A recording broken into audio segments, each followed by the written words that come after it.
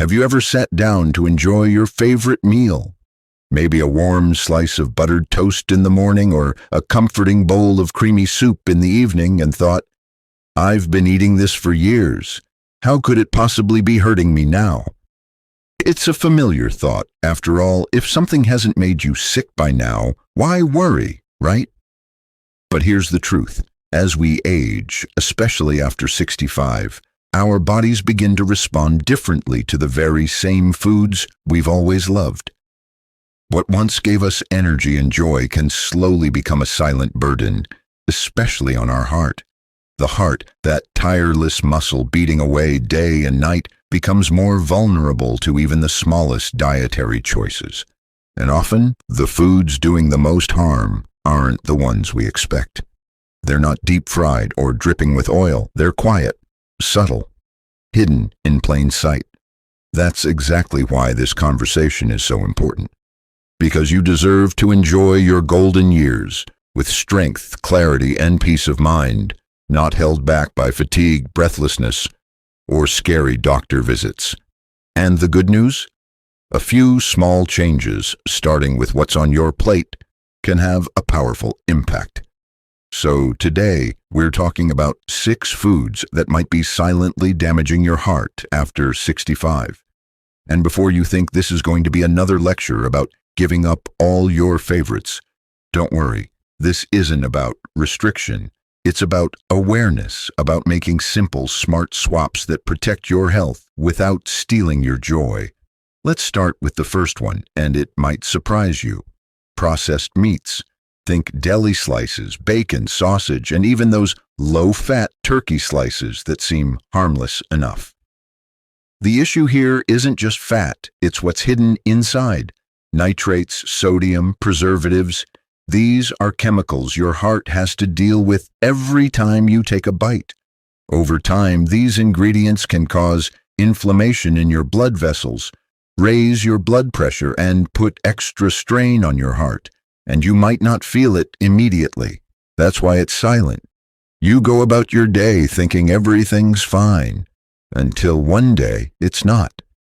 I remember speaking with a gentleman in his late 60s who had always started his morning with a few slices of bacon.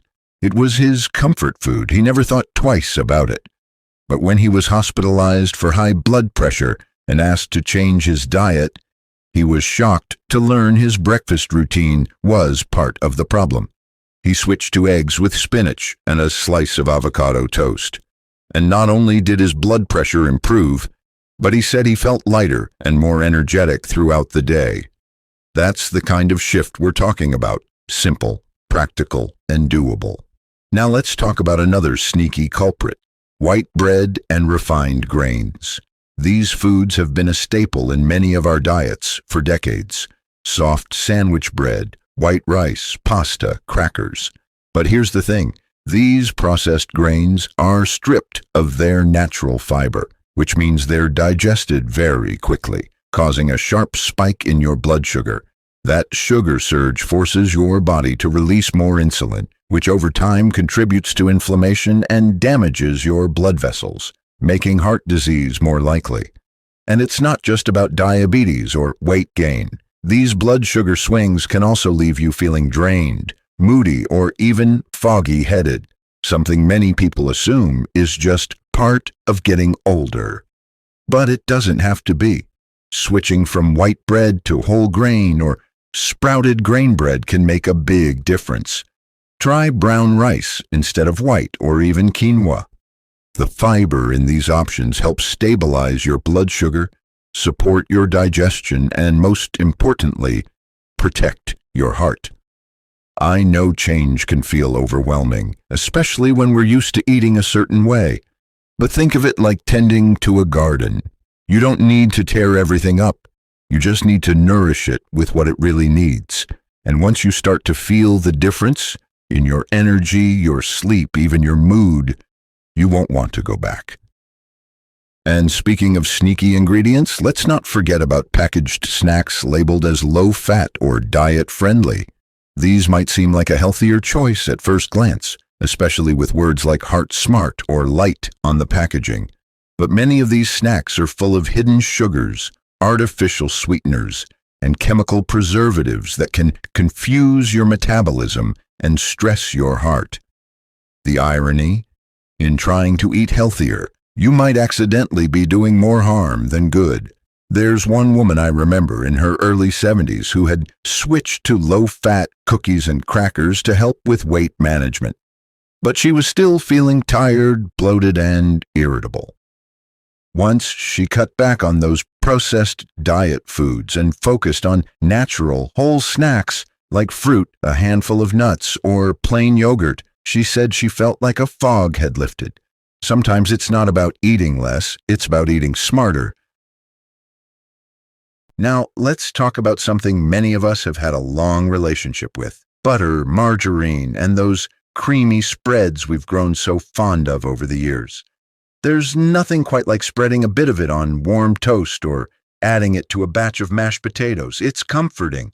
It reminds us of home-cooked meals, family dinners, and traditions. But here's what most people don't realize. Some of those creamy additions are packed with trans fats, or saturated fats that clog the arteries over time, little by little. You might think, but I don't eat that much of it, and that may be true. But even small amounts used regularly can build up in the body's system. Trans fats especially are the sneakiest. They hide in processed spreads and some baked goods, and what they do is raise your bad cholesterol, the LDL, and lower your good cholesterol, the HDL. That's like turning off the body's natural defense system and opening the door to heart problems. And the scary part? You won't feel it happening. There's no pain, no symptoms, just silent damage. I once had a neighbor around 68 who was always active, gardening, walking every morning, but he couldn't figure out why his cholesterol levels kept creeping up despite his healthy lifestyle. It wasn't until his doctor had him write down everything he ate that they noticed how often he used margarine, thinking it was a healthier alternative. After switching to olive oil and avocado for most of his cooking and flavoring, his numbers improved significantly, and he still got to enjoy rich, satisfying meals, just with better ingredients. See, the goal isn't to eliminate all flavor or comfort from your food. It's to understand which choices nourish your body and which ones quietly wear it down. Now let's look at sugary drinks, and not just sodas. Sweetened iced tea, flavored coffees, those fruit juices that seem healthy because they're labeled with words like natural or vitamin-rich. The truth is, after 65, your body becomes even more sensitive to the effects of sugar, especially liquid sugar, that enters the bloodstream quickly. It causes your blood sugar to spike, which in turn can inflame the arteries and increase your risk of heart disease, stroke, and even memory loss. And here's the frustrating part. These drinks are often marketed as energizing or refreshing, but what they're really doing is stealing your energy, not giving it. That mid-afternoon crash you feel, that brain fog, that sudden irritability, a lot of that can be traced back to blood sugar spikes and drops, often triggered by these drinks. A woman I know who recently turned 70 told me how she used to sip sweetened iced tea throughout the day because she thought it helped her stay hydrated. When she swapped it out for infused water, just slices of lemon, cucumber, and mint, she said she didn't even miss the sweetness after a few days, and more importantly, she started sleeping better, felt less bloated, and even her skin looked healthier. It's amazing how something as simple as what you drink can ripple through every part of your health. And again, this isn't about perfection, it's about intention. Once you realize that every sip and bite is a chance to help your heart instead of hurt it, things start to shift naturally.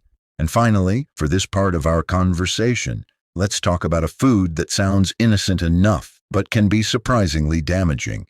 Canned soups and instant noodles. We've all relied on them at some point. They're quick, easy, and comforting. On a chilly day, who doesn't want a warm bowl of soup? But here's what's hidden beneath the surface: sky-high levels of sodium. Too much sodium can cause your body to retain water, which increases blood pressure and forces your heart to work harder than it should. And unfortunately, many canned soups and noodle packs contain nearly your entire day's worth of recommended sodium in just one serving. That's no small thing, especially when your heart is trying to age gracefully and quietly without added strain. Now, I'm not saying you can never enjoy a bowl of soup again, but try this. Next time you're craving one, see if you can make a simple version at home. Toss in some fresh veggies, low-sodium broth, a little garlic and herbs, and you've got a meal that soothes your soul and supports your heart. And if cooking feels like too much, look for soups that say low sodium or no salt added on the label. Your heart will thank you for it, even if it never says a word. So there we are, from the butter and spreads we love to the sweet drinks and cozy soups we turn to for comfort. It's clear that some of our most familiar foods can quietly work against us. But knowing is power. And once you start to notice these foods, not with fear, but with understanding, you'll be able to make simple shifts that feel good and do good at the same time. Think of it this way. Every meal you prepare, every snack you choose, it's like giving your heart a little. So far, we've talked about some familiar comfort foods: meats, breads, spreads, drinks, and even those cozy canned soups that may be doing more harm than good. And if you've found yourself thinking, well, that's half my pantry, you're not alone. These foods are everywhere, and many of us have built years of routine around them. But remember, this isn't about guilt. It's about growth. You're here, you're learning, and that already makes you stronger than you were yesterday. Now, let's talk about the last food on this list, and it's a tough one for many people. Pastries, cakes, and those innocent little baked treats that show up at morning tea or family gatherings. They seem small, a muffin here, a slice of pie there, nothing extreme. But after 65, these sugar-heavy refined carb treats become harder for the body to process. The problem isn't just the sugar, it's the combination of sugar, unhealthy fats, and refined flour that creates the perfect storm inside your body. These treats send your blood sugar soaring, then crashing. That roller coaster makes your body more resistant to insulin over time, leading to increased fat around the belly and higher inflammation throughout the body, including in your arteries.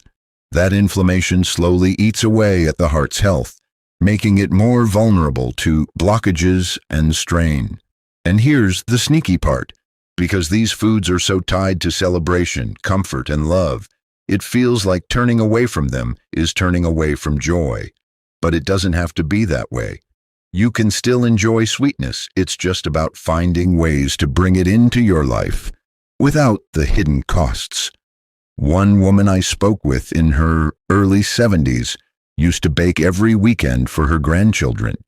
It was her ritual: cookies, cakes, brownies, you name it. When she was diagnosed with high blood sugar, her first fear was losing that connection with her grandkids. But instead of giving it up, she began exploring healthier recipes, using almond flour, natural sweeteners like dates or honey, and even fruits like mashed bananas or applesauce. Not only did she feel better, but her grandkids loved the new treats. It became a bonding moment rather than a loss. And that's really the heart of all this, isn't it? Making changes that bring you more life, not less of it. More energy, more ease, more moments with the people you love. Food is just one part of the picture, but it's a powerful one. Because what you feed your body directly affects how you feel, physically, mentally, emotionally. Let's take a breath here and look at where we've come. We've uncovered 6 common foods, some obvious, some not so much, that could be silently damaging your heart after 65. From processed meats and white bread to sugary drinks and creamy spreads, from canned soups to those innocent pastries.